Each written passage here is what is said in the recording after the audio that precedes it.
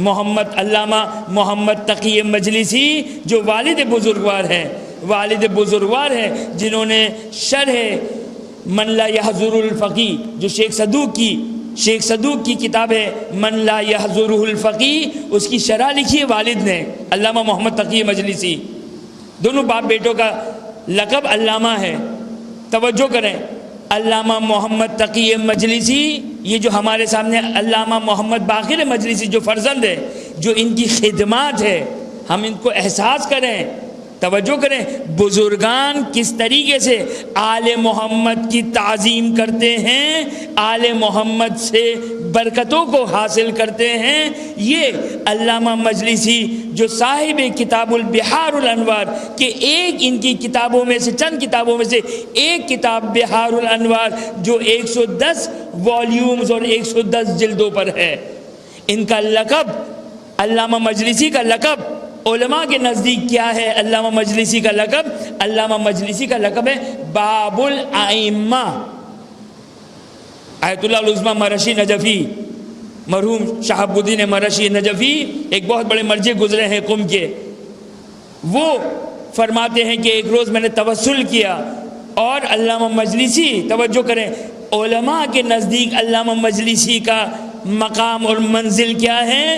آگے شہاب الدین مرشی نجفی کہتے ہیں ایک دن میں نے توسل کیا، اور توسل اس لیے کیا کہ میں علامہ مجلسی کے مقام کو دیکھنا چاہتا ہوں۔ تو ایک مرتبہ علامہ آیت اللہ شہاب الدین مرشی نجفی کہتے ہیں کہ محشر ہے، حشر کا مقام ہے، قیامت کا منظر ہے۔ ایک مرتبہ تمام علماء، علامہ مرشی نجفی آیت اللہ مرشی نجفی فرماتے ہیں کہ بڑے بڑے علماء وہاں پر موجود تھے، اور ایک علامہ ہلی و شہید اول و شہید ثانی، سارے فقہا مجتہدین مراجعین وہاں پر اس محشر میں، اس مقام پر، اس جگہ پر موجود ہے، اور ایک خیمہ لگا ہوا ہے، اور مجھے بتایا گیا کہ اس خیمے میں محمد اور آل محمد علیہم الصلاۃ والسلام تشریف فرما ہے۔ اب علامہ مجلسی ہو، اب آگے شہاب الدین مرشی نجفی کہتے ہیں میں خواب دیکھ رہا تھا، سارے علماء بیٹھے ہوئے ہیں، شیخ صدوق، شیخ مفید، سید مرتضیٰ، سید رضی، یہ سارے بڑے بڑے، شیخ صدوق سے لے کر آگے مرشی نجفی تک سارے فقہا محدث اور سارے علماء بیٹھے ہوئے ہیں، خیمہ لگا ہوا ہے، اور اس خیمے میں مجھے بتایا گیا کہ محمد اور آل محمد علیہ السلام 14 معصومین اس خیمے میں ہیں۔ دروازے پر در خیمہ پہ ایک شخصیت کھڑی ہوئی ہے۔ وہ شخصیت کون سی تھی؟ وہ شخصیت تھی علامہ محمد باقر مجلسی، صاحب کتاب بحار الانوار۔ یہ صاحب کتاب بحار الانوار، توجہ کریں، یہ ہے برکت اہل بیت، یہ ہے برکت اہل بیت۔ اگرچہ شیخ مفید، شیخ توسی، سید رضی، سید مرتضیٰ یہ سب خدمت گزار ہیں، یہ سب خدمت کرنے والے ہیں دین آل محمد کی، لیکن جو خدمت علامہ مجلسی نے کتاب بحار الانوار 110 جلدیں کس کو کہتے ہیں؟ 110 والیومز، 110 جلدیں، جس میں کیا ہے؟ از اول تا آخر کتب روایات اہل بیت اطہار، پہلے معصوم سے لے کر آخری امام تک، آخری معصوم تک، تمام کے تمام 14 معصومین کی جتنی زندگی کے احوال ہے، واقعات ہے، روایات ہے، سب چیزوں کو تمام کتابوں سے بیان کیا۔ وہ عظیم کارنامہ انجام دیا علامہ محمد باقر مجلسی کے آگے شہاب الدین مرشی، چونکہ ان کی خواہش تھی کہ میں مقام اور منزل کو دیکھنا چاہتا تھا علامہ باقر مجلسی کی، تو ایک مرتبہ دیکھا کہ تمام علماء بیٹھے ہوئے ہیں اور خیمہ لگا ہوا ہے جہاں 14 معصومین تشریف فرما ہیں۔ دروازے پر در خیمہ پہ کون بیٹھا ہوا ہے؟ در خیمہ پہ علامہ مجلسی بیٹھے ہوئے ہیں، اور جو فقیہ، جو مرجع، جو مجتہد، جو محدث، جو مفسر جانا چاہتا ہے وہ علامہ مجلسی کی اجازت سے خیمے میں داخل ہوتا ہے۔ علامہ مجلسی کا لقب کیا قرار پایا؟ باب الائمہ، یعنی آئمہ کا دروازہ۔ اگر آئمہ تک انسان اگر پہنچنا چاہتا ہے، اور در حقیقت یہ وہ بحار الانوار کا کارنامہ تھا۔ اگر ہم بھائی امام تک پہنچے، یعنی کیا مطلب امام تک پہنچے؟ کس طرح امام تک پہنچے؟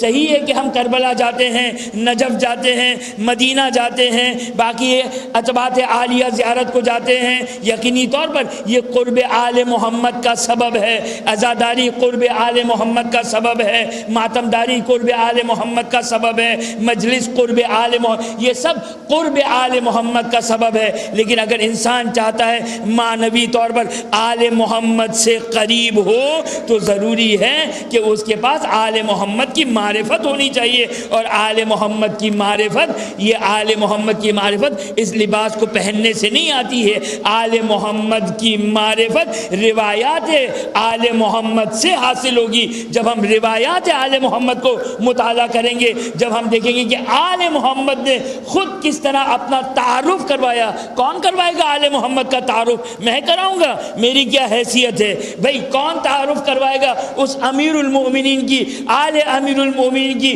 کہ جن کے بارے میں خود رسول خدا فرماتے ہیں اے علی تمہیں کسی نے نہیں پہچانا، یا خدا نے پہچانا یا میں نے پہچانا۔ تو امیر المومنین کا تعارف کون کروائے گا؟ ممبر پہ آنے والا تعارف کروائے گا؟ ممبر پہ آنے والا فضائل بیان کرے گا؟ ہرگز نہیں۔ تعارف اگر ہوگا تو آل محمد ہی اپنا تعارف کروائیں گے۔ لہٰذا توجہ کیجیے گا، یہ روایات اہل بیت اطہار جو کتاب بہار الانوار 110 جلدیں 110 والیومز میں علامہ مجلسی نے یہ جو تمام روایتوں کے ذخیرے کو جمع کیا، کہ جس کا نتیجہ کیا قرار پایا کہ علماء نہ کہ عوام، علماء اگر آئمہ سے مرتبط ہو رہے ہیں تو یہ ارتباط کے لیے جو برج ہے، جو پل ہے، وہ علامہ مجلسی کی شخصیت ہے، وہ علامہ مجلسی کی شخصیت ہے۔ اور یہ کیسے ہے؟ یہ کیسے ہے؟ توجہ کریں، خود علامہ محمد تقی مجلسی، یہ تو علامہ محمد باقر مجلسی فرزند ہے، علامہ محمد تقی مجلسی،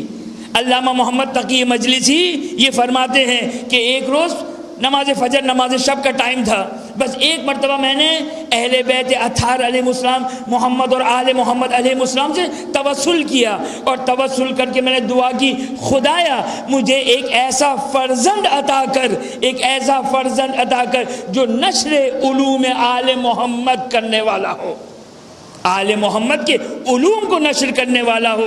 آپ توجہ کریں، دنیا چاہیے در اہل بیت پر، آخرت چاہیے در اہل بیت اطہار علیہ السلام پر۔ یہ در اہل بیت اطہار علیہ السلام، یہ کون ہے در اہل بیت؟ یہ در اہل بیت کوئی آ کر نہ کہ بھائی شرک کی باتیں ہیں، یہ غلو کی باتیں ہیں، یہ شرک کی باتیں ہیں، جی نہیں، یہ آل محمد علیہ السلام کیا ہیں؟ جس طریقے سے اگر علامہ مجلسی باب الائمہ ہے تو اہل بیت کون ہے؟ اہل بیت فرماتے ہیں نحنو ابواب اللہ، اگر اللہ تک پہنچنا ہے تو ہمارے ذریعے سے پہنچنا ہوگا۔ کیا چاہتے؟ منہ اٹھا کر پہنچ جائیں گے ہم خدا تک؟ اللہ اللہ کر کے، سبحان اللہ پڑھ کے وہ انسان کہ جو یہ کہے کہ بھئی خدا تک پہنچنے کے مختلف راستے ہیں، جی نہیں، خدا تک پہنچنے کے مختلف راستے نہیں، خدا تک پہنچنے کا فقط ایک ہی راستہ ہے، خدا تک پہنچنے کا فقط ایک ہی راستہ ہے، اور وہ راستہ آل محمد کا راستہ ہے۔ برحمتک یا ارحم الراحمین، وصلی اللہ علی محمد وآلہ